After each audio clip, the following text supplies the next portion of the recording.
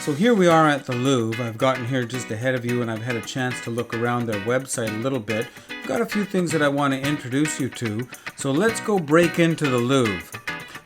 Let's go access the Louvre's online collection.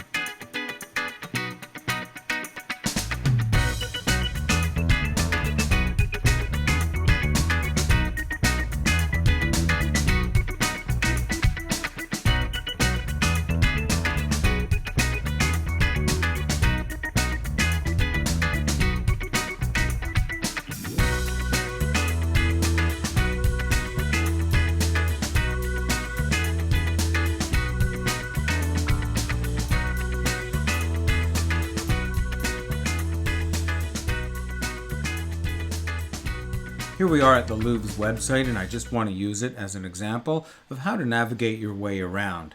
If I've clicked here at Collection for the Louvre and Palace, it takes me to this brand new page that they've created, where, as you can see, there are a variety of virtual tours of what they're calling Petite Galeries, or small galleries.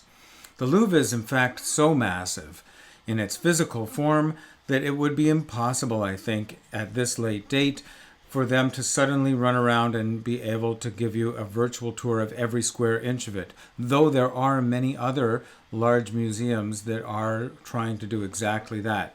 What the Louvre has decided to do is they've decided to show you individual parts of a particular gallery, maybe something that people don't normally get a chance to see.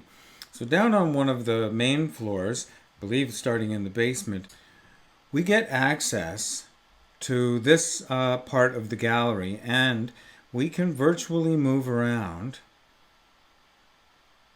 and see from all angles as I drag my mouse back and forth, as though we were in the museum itself. As I move up the stairs and I move further into the gallery, I can gain access to all sorts of interesting pieces of information. In this case, as you can see, if I click on the magnifying glass, I can get a better view of the image, and I can even gain some specific knowledge. This is in French, so I hope you want to brush up on that. I've looked for English, but I haven't found it yet. So this is kind of something that you can navigate your way around. You don't need to be able to speak French. Most of it you'd be able to figure out. You could run it through a Google Translator, I guess, if you wanted to. I will say that once you've tired of that kind of interface, you can click on that 360-degree image and go directly to the rooms or the paintings that you might be interested in, directly without having to move around in that. Here's the painting that I wanted to show you. If we zoom in closer, you'll see that it's the typical French salon view. Salons were the early museums where annually or biannually the French government supported massive art shows for the public where paintings were hung in every available space, which meant that they had to be scaffolded one on top of the other all the way to the top of these massive rooms. This is how members of the public were able to see paintings. It was a massive spectacle of viewership. It's worth keeping that in mind as we now go through. It's worth keeping that in mind because this is what access to art looked like in the 17th and 18th century. But what art access looks to us like in today's day and age right now is art in your own house, access through the internet, where we're seeing collections wouldn't normally get to see unless we actually traveled there.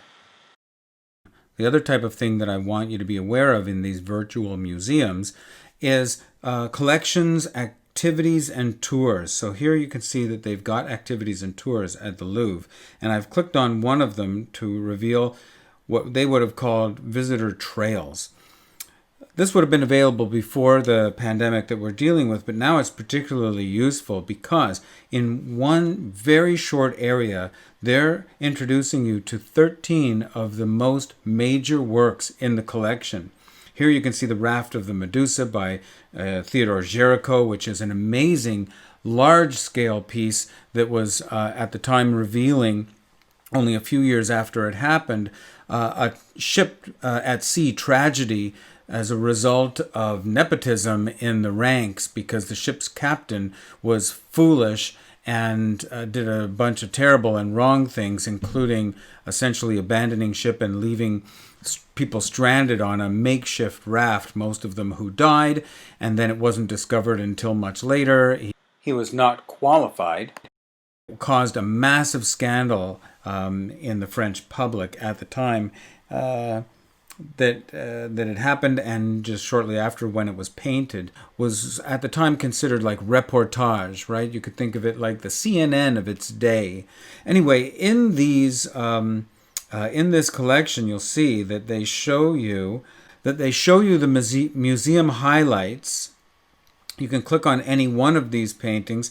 Here I've clicked on the Winged Victory of Samothrace, or the Nike of Samothrace, which they brought in from Greece, and you can read about it. I would suggest you go through all of these one by one if you're interested in the Renaissance, because by the time you got to number 13, it would completely contextualize and explain all of what you would see and make the Mona Lisa mean more and make more sense. Noting small details, I'm not sure if you've noticed that the view of the Nike of Samothrace I'm showing you here is courtesy of my son, who was using his cell phone while we were in the museum to digitally place my head on this winged Nike. He did that while we were walking around in the museum, and it just goes to show you that there are a lot of things that you can have fun with using content directly from the website of the museum. So you can download images, make your own PowerPoints, have your own digital archive and exhibition at home.